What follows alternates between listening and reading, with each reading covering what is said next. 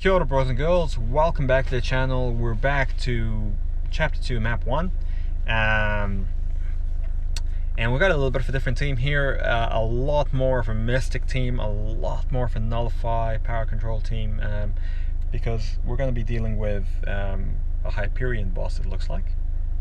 Sorry, just having a bit of a look through the lines. Explosive personality. We're gonna probably go plain vanilla because what we really want to do is we just want to get to the boss. So here's when things start getting tricky, right? Chapter 2 gets tricky, chapter 3 gets even trickier. That's just how Uncollected goes. The opponents are a little bit tougher and a little bit more meaty, a little bit higher PI, which for someone like Aegon is pretty good because it means that you can build up more through the first fight. But it also means we're gonna have to be quite careful because the boss is gonna be harder. They're gonna be heavier, gonna be meatier, and Hyperion on any day is pretty tough to fight. But we will have a few things up our sleeve, and we'll see what we could do to take him down. So we have a few options here. So kind of what I've done is we've brought Magic. Magic is a great power controller, so we don't quite know what nose he's on, but if it's nothing major, then Magic can get in there and just keep SB2 and intercept and keep him locked down and out damage him over the long term. We have Symbiote Supreme, which is fantastic because he can stagger that power gain, and he can also power steal with the SB2. And he can deal a lot of damage over time. Obviously, his bleed stacks once you hit the SB3. So Symbiote would be a very, very good option, I think, against Hyperion. He's only rank 3, my Symbiote Supreme, but he would be a really good counter. I brought Scarlet Witch just because I don't know. I feel like Scarlet Witch is good against all cosmics, and it's a little bit of a gamble because sometimes you get the crits and you get the right thing, sometimes you don't. But you can power steal stuff, you can nullify stuff, you can heal block, you can do a lot of crit damage on the SB2. But yeah, she's not reliable. She's quite chaotic, but more often than not, it works out. And finally, we got Void, which is another fantastic counter for Hyperion. So that's probably who we're going to end up using in the end, at least as a first go. But depending on the nodes, we have the multiple options. And of course, we have Aegon because we need somebody to clear lane, right? Whether it be Aegon, or whether it be Ultron, or whether it be Wolverine, or whether it be Blade, or Ghost Rider, basically anyone that can stay in fights, take down content, and regen throughout the quest, right? Because that's what you need to do. Omega 2 actually is pretty good for questing. So we get clipped there. Fortunately, we lose the combo, but we probably get enough to get us over 75. We lose half our life there as well, though. So we'll keep moving on. Ronan should be a pretty straightforward, easy fight. Very close to 75, only 74, like one hit away. There you go. Block proficiency down. Start doing a little bit more crits. This guy's got a pretty easy to evade SP1 and pretty easy to evade SP2. So we'll just get in there. Build up that combo. Try to get it over 100. Now the crest is starting to do a little bit more damage.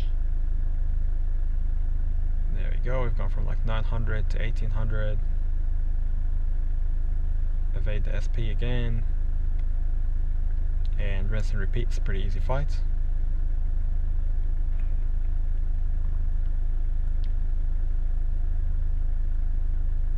So we carry on, and the next one is Venom Pool. So again, pretty easy to evade SP1, pretty easy to evade SP2.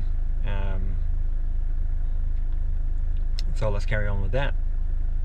And now we're doing a lot more crit again. Block proficiency is down from the start. We got crit through the block. Ouch, we got hit for kind of no reason really. But that's okay, because that means the fight ends pretty damn quickly. But yeah, I mean, this is one good thing about Aegon, is that if you do get clipped, you can come back and hit really, really hard. But you know, you don't want to get clipped, because sometimes you get clipped and you die, particularly if you're up against the boss, you know. And he kind of has, like, you know, the weaknesses of Aegon is he kind of has no real way to regen or heal. And he's not really he's got tenacity, but he's not immune to anything. So those are probably his two weaknesses. But other than that, I mean, if you use him right and you don't get clipped, he's fantastic. But he's pretty... He's less of a perfectionist champ than Star-Lord. Like Star-Lord, you have to be absolutely perfect all the time. Or Ghost, you have to be perfect all the time to be good with them. Aegon, there's a little bit more room for error, but it's not a tremendous amount of room for error. So finally we get to Hyperion, and if we have a bit of a look here, he's got health boost, Furies, Opportunist, Bubble Shield, and Long Lasting. So those are going to be the two annoying things. Bubble Shield means we can't just parry him and hit, so like Aegon will be no good, and long distance means the closer we are to him, the more weakness we get. Sometimes it's Fury, sometimes it's health, this time it's weakness. So we want to kind of stay far away from him if we're going to be doing damage. Now, the good thing with Void is we're not really concerned with damage. We're concerned with damage over time, and we're also concerned with getting those Petrify debuffs on, because what we really want to do is we want to stifle his power gain, which is now reduced by 50, as you can see by the red swirly thing on the right. So once we get to 2, there we go, now he's not power gaining anymore, and now we can just bait out the specials like a normal human being, and yeah, and just like out damage him. And the longer he takes, the more, you know, damage over time he takes. I mean, he's taking 150, 160 a tick and going up. We just stay away, let the weakness go, get in.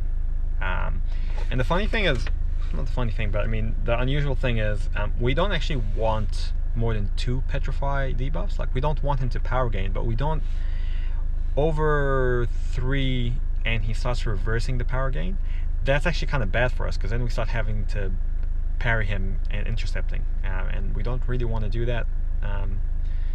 But also, I mean, we can hit him to get his power up, and that weakness heals us. So but we're doing really, really well here. Quite an easy fight, especially because we got those petrified buffs quite early. So Void is an amazing counter to this. I'm sure there's other counters. Symbiote Supreme, Scarlet Witch, Magic would be definitely one of them. Yeah, so hopefully this helped you out. If it did, like, subscribe, leave a comment, and yeah, we'll see you in the next one. Ka kite ano, bros and girls.